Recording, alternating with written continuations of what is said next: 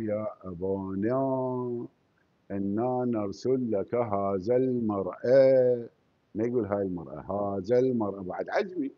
هذا المرء بجاه علي جدي بجدي رسول الله، اجعل قبرها بانيو مليانة بالهيدن شولدر بصابونة الرقي.